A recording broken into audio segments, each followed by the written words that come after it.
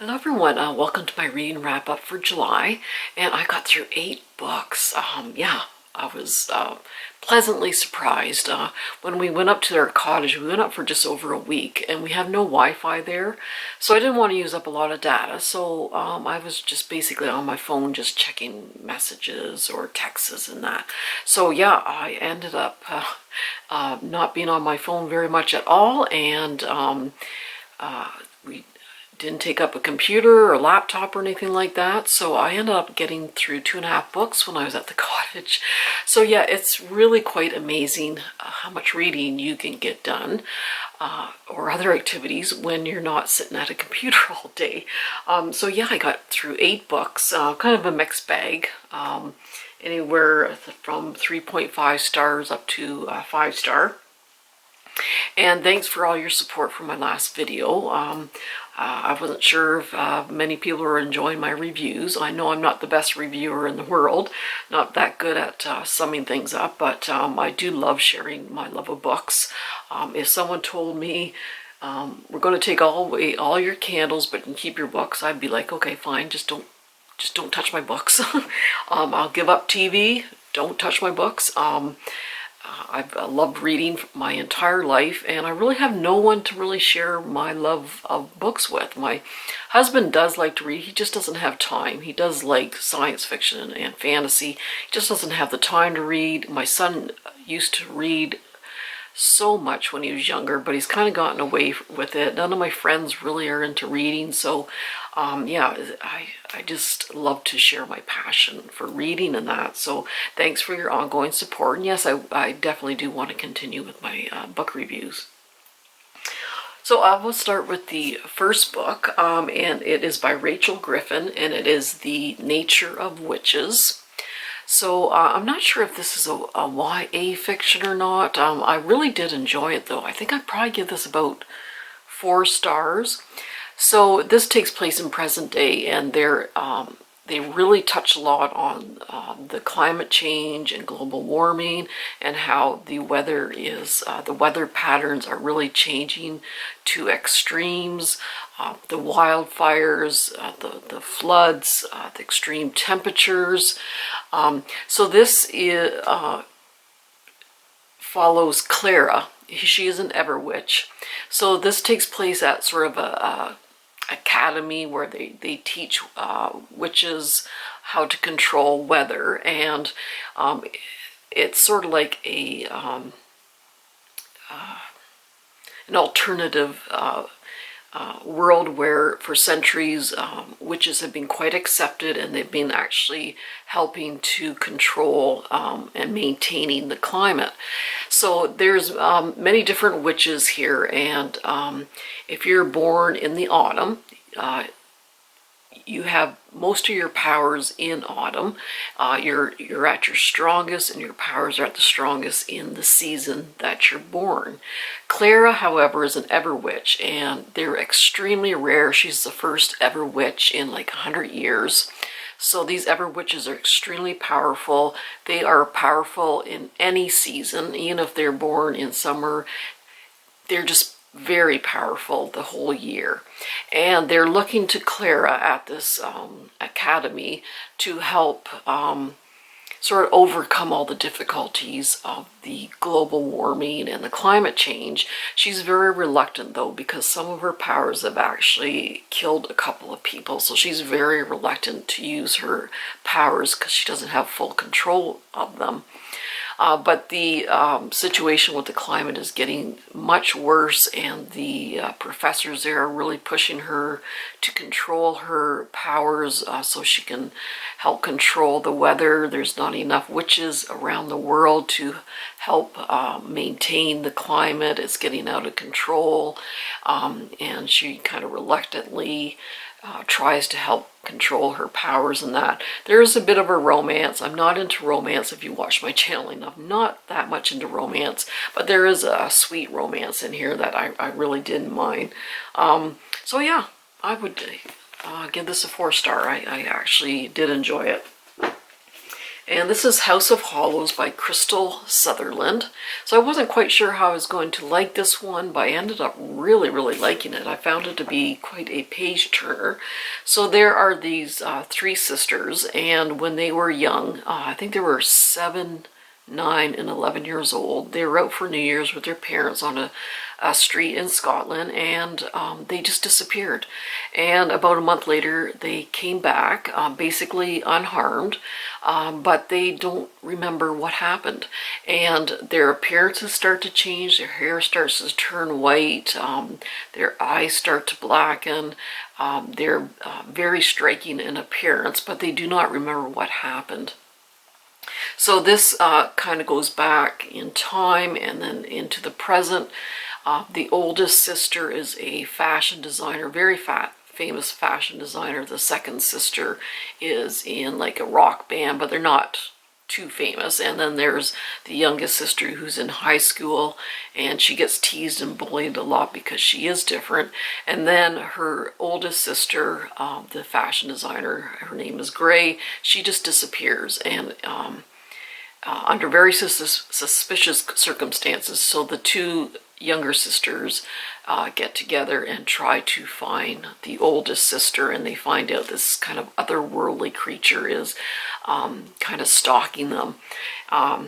So yeah, there was like a really major twist at the end. It's very interesting family dynamics. It's very sad and emotional in parts. It's a lot of nonstop action, actually. So yeah, I really, really did enjoy this book. Really quite impressed. I would give like a 4.5 star. It surprised me, but I really enjoyed it. And the next book is by Jenny Colgan. So I have read some of these books. Sometimes when I just need to cleanse my palate, if I read something kind of heavy duty, then I'll go to a Jenny Colgan book. And this is The Cafe by the Sea. And so Flora grew up on this sort of remote island off the coast of northern Scotland. It's kind of a fictional one. And she just didn't like the way of life there. She after her mother passed away, she just fled to London and hadn't been back since. She's left behind a father and 3 brothers. And then she is working for this legal company, like these lawyers, and she is called back to the island to help this developer with legal issues with his resort he's building on the island. She kind of has a crush on her boss, though he's a bit of a prick. So the boss kind of visits the island once in a while, and just to see how things are going with the legal proceedings.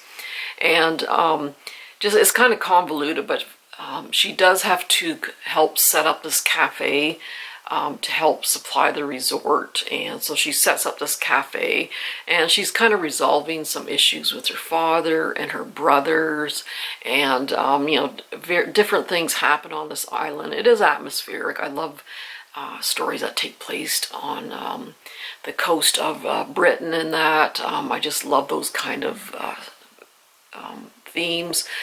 So yeah, things develop with the boss and that, and yeah, I'd probably give it like a 4 star, 3.75 maybe. I was going to say, there is 3 other books in this particular series where they follow Flora. So yeah, I am actually looking forward to that. It was an enjoyable read. And this is by Jane Johnson, and it is The Seagate, and this is a dual timeline taking place in the present and then in the past during World War II. And I actually did buy a Jane Johnson book, and I haven't read any of her books. This is my first one. And I bought this off Amazon, and this is called The White Hare. And one reason is, that is the most beautiful cover I think I've ever seen on a book. Look at the kind of a coppery gold foil on there.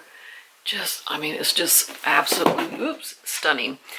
This is a novel about 3 generations of women and the local legends that changed their lives, and it takes place the far west of Cornwall. So yeah, synopsis really sounds really good, and Man, I just keep this on my shelf and kind of turn so I can see it every time I walk in the room. It's just so beautiful. But anyway, getting back to the Seagate. So in present day, Rebecca's mother has passed away and she's going through her belongings, and she finds a letter from her aunt who lives on the coast of Cornwall, and her aunt was raised in that house, and she's still in that house. She's in her 90s.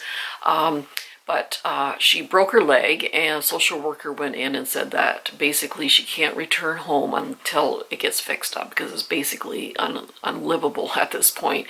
So even though Rebecca barely knows this woman, she's going through a lot in her life, and she just wants to help someone out. So she goes to her aunt's house in Cornwall and proceeds to start fixing up the house.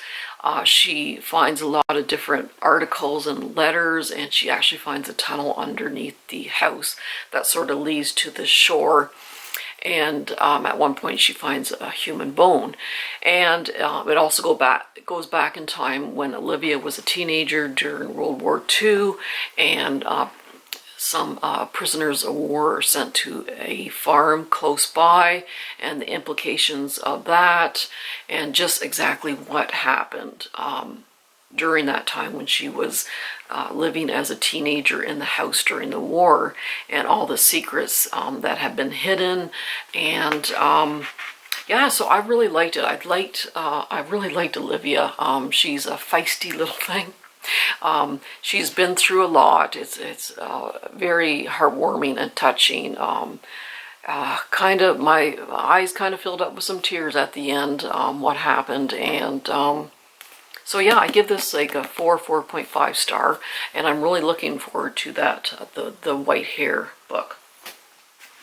This is a Lady Darby mystery, Grave Matters, and this is the third book in the series by Annalee Huber. And yeah, I'm really liking this series. It takes place in the 1830s in Scotland, and it basically follows Lady Darby. Now, initially in the first book, she was married off to this gentleman who was a doctor, and he ended up being very abusive. He would take hire resurrectionists to steal bodies so he could dissect them for research. He forced her, because she was a very good illustrator, forced her to draw the bodies while he was dissecting them, and then he published a book and that sort of thing. And so yeah, he was very abusive and neglectful, and then he ended up passing away, and she was put on trial because she was assisting with these dissections, even though it was against her will. But she was let off, and then she went to live at her sister's. She was kind of rejected by society. So in these books, she's trying to kind of get back into society. People still are kind of leery of her and that. But along the way, she does come across some murders, and Sebastian Gage, he's an inspector, and both of them sort of help solve mysteries along the way. Also along the way, their relationship is developing. She's quite leery about getting into another relationship because of what happened in her first marriage. So this is the third book, so her relationship is progressing. And in this one, there is a sort of a ball going on to celebrate I can't remember what it is, but anyway, there's a ball going on. A caretaker is killed that night, and the next morning they discover that a grave has been robbed, but just the body has been taken. The clothes and the valuables in the grave are left behind. And also a few days later, the same thing happens in another cemetery. So Kira Darby and Sebastian Gage are investigating that. And of course, like I said, along the way, their relationship develops. And yeah, I always give these a 5-star. I really, really do enjoy these books. And there's, I think maybe like 7 or 8 more books in the series. So, but I really do enjoy them. I like the murder mysteries. I like the very good atmosphere. It takes place in the 1830s Scotland. And the next book is by Alice Feeney, and this is Daisy Darker. So I did read Rock, Paper, and Scissors by Alice Feeney. I just can't remember how much. Maybe it was a 4-star. I just can't quite remember. This has gotten some mixed reviews. So this, there's 3 daughters in this particular family, and it was a somewhat dysfunctional family. The father was away all the time, and the mother was an actress, but she sounds like quite a narcissist. And the youngest daughter, Daisy, was born with some heart problems, and she had to have a lot of operations, and she kind of had to be revived a few times. At one point, it's their grandmother's 80th birthday, so they go to her house, and it's on this tidal island off the coast of England, and they all get together. They haven't seen each other for a while. There's just a lot of tension and a lot of hate, and during the evening, there's also, so the parents show up, the 3 daughters, the grandmother's there, and the neighborhood gentleman who sort of grew up with the family off and on. So one by one, people start dying, and they're just waiting to escape, but they can't until the tide is out again. So yeah, there's quite a twist, which I should have seen coming, but I didn't. But yeah, there was a major twist, which I was fine with. But I don't want to give too much away. It was just the motive was just like, wow, really? Yeah. I don't know. It was a page turner. I have to say that. I just kept guessing, trying to guess who it was and all this stuff, and certainly it was a big surprise. Like I said, the twist, wow, wasn't expecting that, though I should have. But yeah, it was just some of the motives in that. I'm just like, wow, really? So I don't know how to rate this one. Maybe about 3.7, I guess. It was a page turner. It was going back and forth in time, which I like. But yeah, I just had some issues with the ending. And then this one is an odd little book. This is Follow Me to Ground by Sue Rainsford. So yeah, this is a kind of a hard book to describe and hard book to rate. So it doesn't really say what time this took place. There's no mention of cell phones or anything, but people are driving trucks. I'm thinking maybe the 30s or something. I'm not really sure. But there are these 2 people living outside this village, and they're healers. They're not quite human though, but people are fine with that. They go to them, they get healed. The father and the daughter, actually, if they have to heal, they'll just put the person on the couch and they just touch them and they're asleep, and then they do operations with just their bare hands and that. There's not a lot of like blood and gore or anything like that. It's just a little bit of body horror, but I mean, I'm a nurse, so I'm just like, oh, whatever. But if it's a very serious case, they will take them out to this special garden that they have that has special powers, and they put them in the ground for a few days when they're asleep to sort of cure them. This young girl, she's not quite human, but she wants to experience what it is like to be human, what it's like to have intimacy and love and fall in love and have a relationship. So she ends up having a relationship with this local boy, and she's kind of keeping it secret from her dad. And when he finds out, he goes, no, keep away from him. He's bad news and all this stuff. But she's bound and determined to have a relationship with him. Even though throughout this book, you're like, when they're together, it's like, what? Like, there's hardly any conversation. They just have sex all the time. And seems pretty shallow, but she's bound and determined to run away with him in that. So anyway, I think everyone just interprets this book differently. The way I interpret it is it's just a very unique and disturbing way to look at toxic relationships. She is kind of blinded by love, and sometimes people are just so desperate for love and intimacy that they will kind of ignore any faults of a person. And I think maybe that's what it's like. I think she is bound and determined to change him if things about him are true. And yeah, I mean, God knows I know so many couples. I'd look at them, I think, why are you together? One of Frank's friends has his girlfriend. Oh man, she is a toxic piece of work. They're miserable together, and I just look at them and think, why? Why are you wasting your life? Why?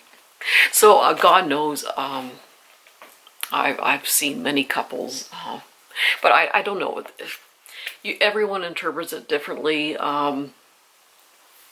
I don't know. I don't even know how to rate this.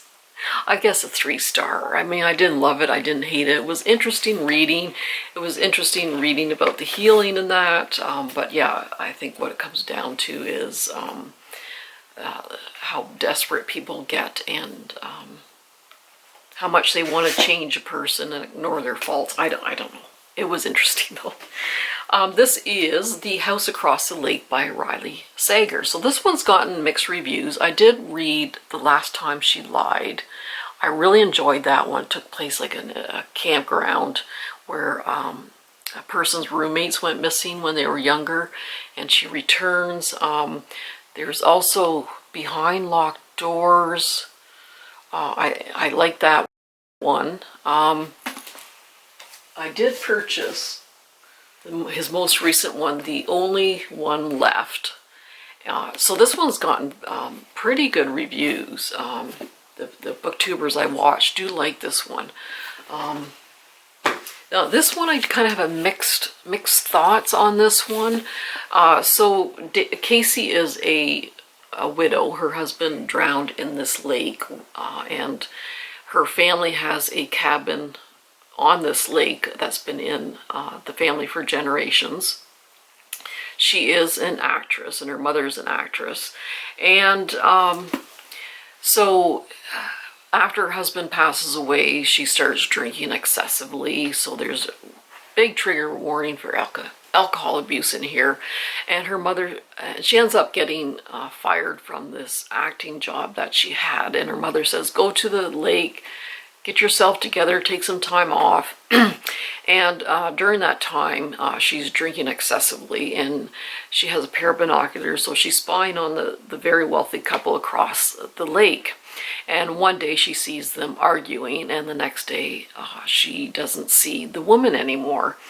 And she kind of investigates what happened to her. So I found it quite repetitious. Probably didn't have to be quite this long. Probably every page to every other page they mention how much Casey's drinking, what she's drinking, when she's drinking, how drunk she is, how much she's had to drink. It's just like, I understand he wanted to make an unreliable narrator, but like, enough's enough. We know how much she's drinking. We know she has a drinking problem. But yeah, that was very repetitious. And also in the side story, there's 3 girls that went missing close to this lake, and no one's ever found the 3 girls, and there's no suspects or anything like that. So there's Casey, and there's also another handyman down the road who possibly can be a suspect. There's also another gentleman who lives on the lake year-round. So there's a few suspects in there. The ending, yeah, I didn't see that coming. I was not expecting that. Some people are happy with the ending, the twist. Other people, it's like, oh no, he didn't do that, did he? I'm kind of on the fence about the twist. It certainly made things interesting. It was a page turner. I gotta say that. It was a page turner, except for the repetition. It was quite repetitive with the alcohol stuff. But it was a page turner. I was not expecting the ending. Didn't see that coming. Again, I have mixed feelings about the ending. But I liked it in some ways, didn't like it in other ways. I don't know how would I rate this. Maybe about a 3.5. It's not my favorite one, but I certainly, it was hard to put down. All right, so those are the 8 books I read. So I'm hoping to keep up the habit. I usually read about 6 books a month, but I would like to continue at this rate. So I have started Remarkably Bright Creatures by Shelby Van Pelt. So not even a quarter of the way through, but so far I'm actually liking this. So the sort of the main character is Tova. She's about 70 years old. Her husband has recently died, and her only child, a son, passed away about 30 years ago. Actually, he went missing, never to be seen again. He may be drowned, but no one really knows. So she has taken a job cleaning this aquarium during the evening and night, and she doesn't really need the job. It's just sort of something for her to do. So there is an octopus called Marcellus. He's a giant Pacific octopus, and it actually every few chapters goes back to Marcellus, and he's kind of given his point of view of the world, which is actually kind of fun. Octopi, I should say, I guess, plural, are extremely intelligent. So he actually is able to escape from his cage, and he goes to other tanks because he doesn't like what the people are feeding him. He gets kind of tired of it. So he goes into another tank and starts mowing down on other creatures of the sea that he prefers. So, but yeah, that's quite interesting. So supposedly along the way, she becomes more acquainted with this octopus and that sort of thing.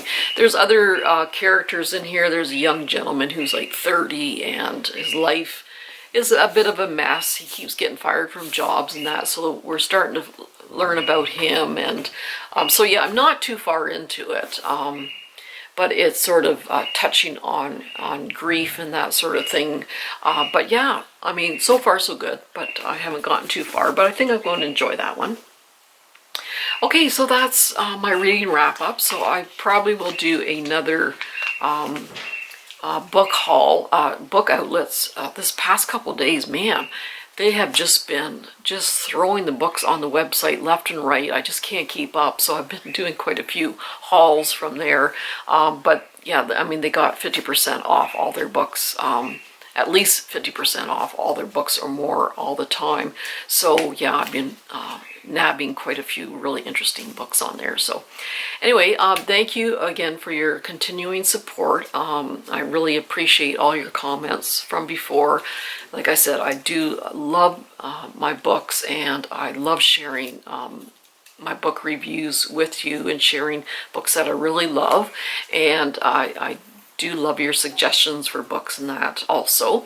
So happy reading. I hope you get some really good reading in this month, and so hopefully I'll see you in a few days with a book haul. So everyone take care, happy reading, and we'll see you soon.